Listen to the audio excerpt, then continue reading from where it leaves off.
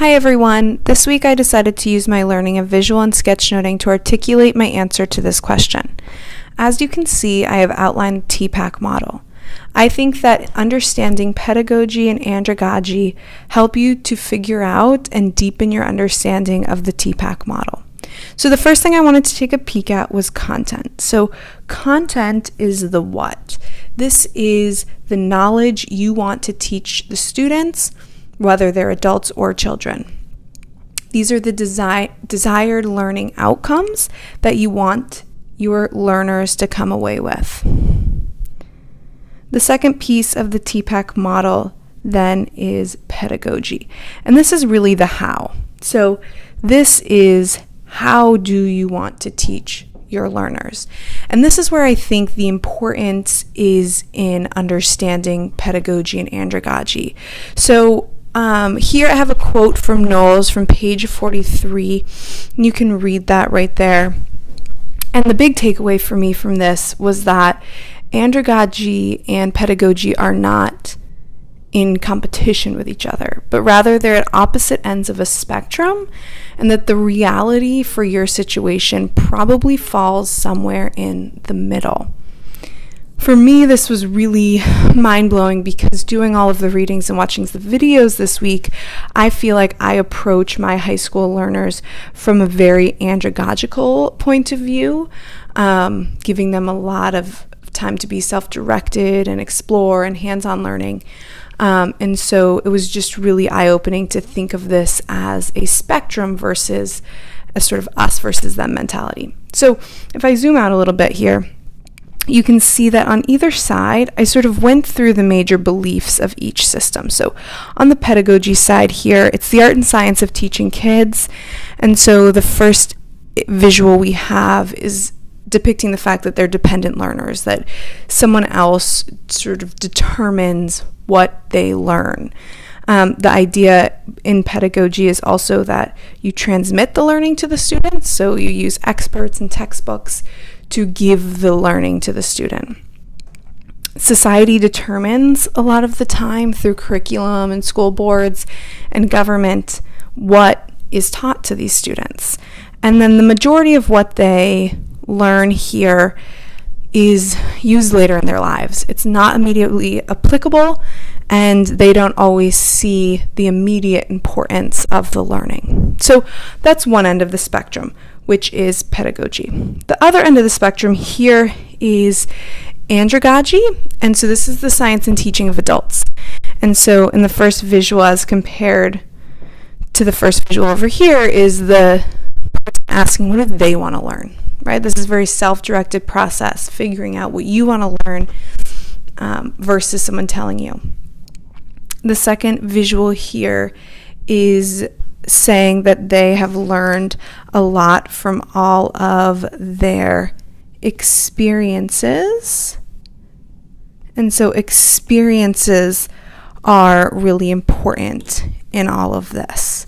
And so the idea when you're teaching adults is that they have such a vast range of experiences that they can tap into to help learn, and also that because they are used to all of these experiences, learning is actually more meaningful when they experience it themselves.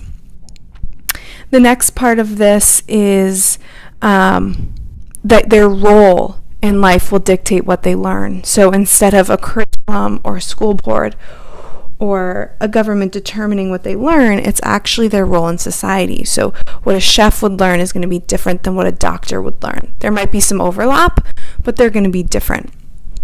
And then lastly is the fact that adults really strive for learning that is immediately applicable to their lives. So for example, last week I started learning about sketchnoting and visual note-taking, and I immediately applied that in my classrooms. So the desire to want to learn something that you can immediately implement in your situation. So the importance of understanding these again, and I think what was so important in the readings was that these are not competing with each other. That the reality for any situation, whether it's high school students or coworkers in a workplace, is that it's somewhere in the middle. That actually understanding this just helps you better figure out content and the technology you want to use for it. If you don't understand how your learners learn and what they might be looking for, it's hard to determine A, what to teach them, and B, what technology to use. So the last part of the TPACK model is technology, and this is really the supportive partner in the process. So what is going to effectively and efficiently help you get across the skills and content and let the learners discover the skills and content that they need to learn. So again, I think that understanding these two pieces and two sets of assumptions is so important because of the implications it does have on the TPACK model. I mean, looking at the comparisons, clearly not only do understanding these two sets of assumptions help us figure out how to teach various groups of people, but also what.